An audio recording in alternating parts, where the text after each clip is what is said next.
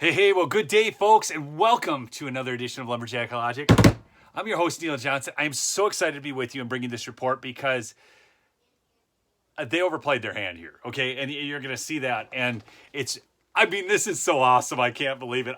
I've got a report from The Atlantic. Yes, that's right, The Atlantic that you're going to like. But I'm going to tie this all together. And I think it all started with that governor out in Colorado who said, hey, this thing's over. You know, he wanted to move on politically from it. And there's some real ramifications to that. So, anyways, lumberjacklogicshow.com. You can get yourself some great merch. And mypillow.com. Promo code Lumberjack will save you up to 66%.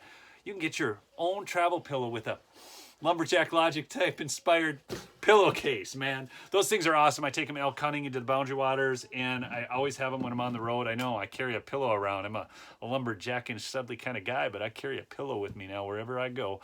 Those things are so good. I'm serious. Okay, but I gotta get into the news here. This out of the Atlantic. So I'm gonna pull from two articles and some anecdotal things here, just kind of show you where I think this is all going. But this out of the Atlantic. The Atlantic.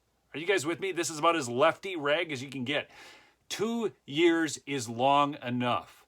This is an opinion piece by Helen Lewis. I got my booster shot last week on the first day I was eligible. So this is how it starts. Actually, I should go into, it is the Atlantic. Sophistrum. Yes, I got my booster shot last week on the first day I was eligible. My shot was delayed because I caught the deadly disease in early December, an experience that was low-key grim. 2 days of shotgun sneezing, no taste or smell for a week, and a constant fatigue that didn't abate until the holidays.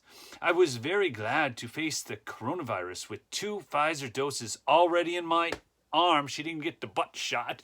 Anyways, and more grateful that my parents and 91% of Britons in their age group are triple jabbed. Yes, immunity builds to a peak in the fortnight after jabbing, and so next week I will be about the most protected a human can realistically be expected against, the deadly variant. That reflection has inevitably led to another one. I want my life back. Thank you, coronavirus. Next. Okay, so here's what's happening.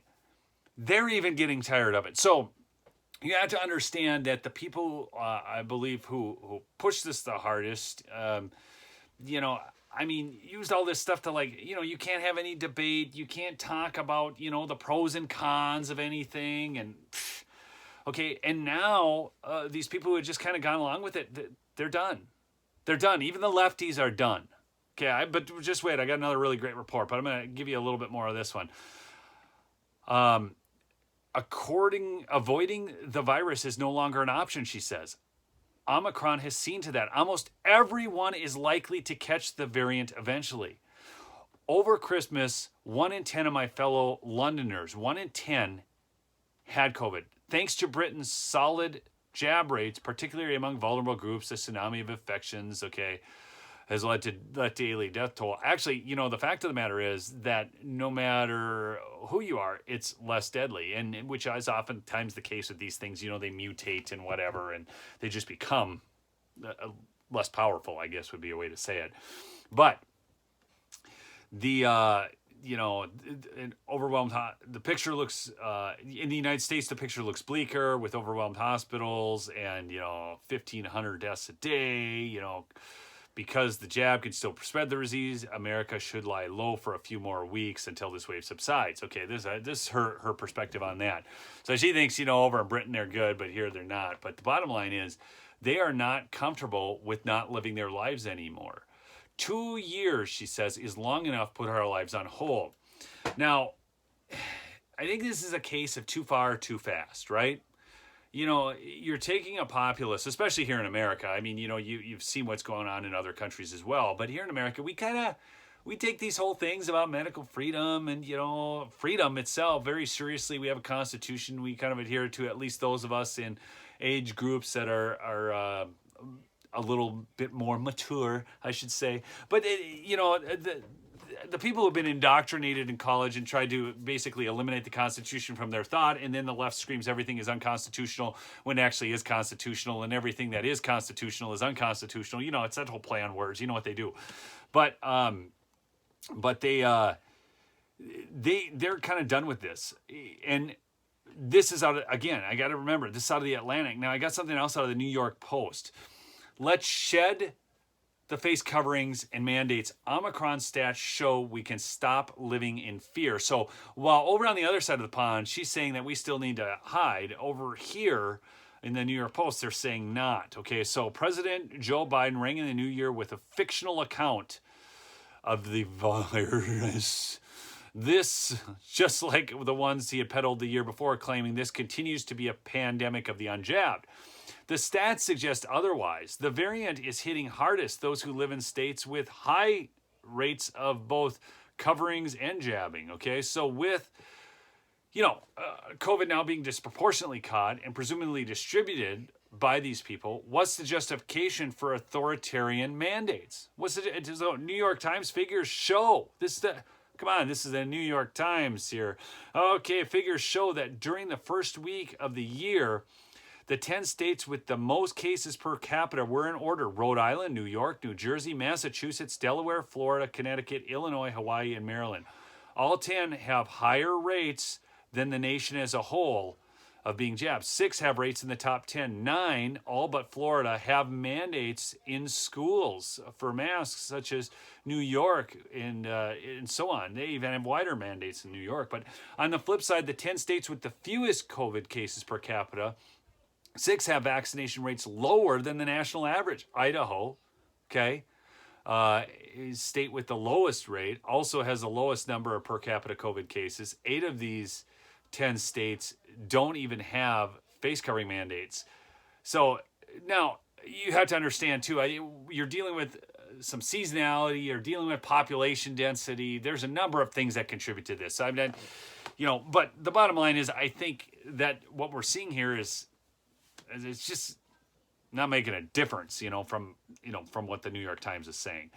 So, yeah, it's the New York Times. I just want to make that very clear here. Anyways, if the figures showed the opposites, if the states, then you could say something maybe, but that's not what it shows. The best available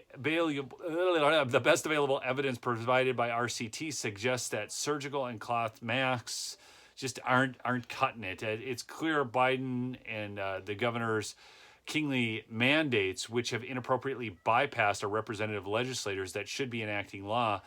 So, and this is what it really boils down to. We are a nation based upon the separation of powers, okay? So it's like here in Minnesota, we got Governor Walz, and he liked to act like a king until he realized the political consequences were too great, and he was caught leaking that. Again, showing that your resistance to their draconian rules is working, okay? Telling them that you can't just do this to us, and we're going to send you some affidavits and let you know where you are in violation of our state constitution and our U.S. Constitution. So doing those things has had a big impact. But we're at a point now where they want no debate. And that's what this is really about. It's about, do we have a reasoned debate? Do we look at the pros and cons? Or do we just say, yeah, we'll accept your narrative, whatever that narrative is. Don't worry, we're going to go along with it. Bah, bah. Okay, that's the real thing here. This isn't about public health. It's about paternalism. Okay, that's kind of what we're seeing out of this. So, I mean, you look, the thing I find the most interesting is you had liberals, classical liberals anyways, who constantly questioned big corporations. And now you have them saying, yes, big corporations, you should have total power, you should censor at will, and furthermore, we should buy all of your product without questioning it. All of this has been sped up so fast, Operation Warp Speed, whatever. I was never a fan. So, but nonetheless, you can debate that as much as you want. But the bottom line is, it's all been sped up, and normal procedures have not been followed in this case. That's just goes without saying. So anyways, love you folks. Remember, go check out lumberjacklogicshow.com, mypillow.com. Promo code lumberjack at mypillow will save you up to 66%. Remember, subscribe to the channel if you haven't. All right, peace out.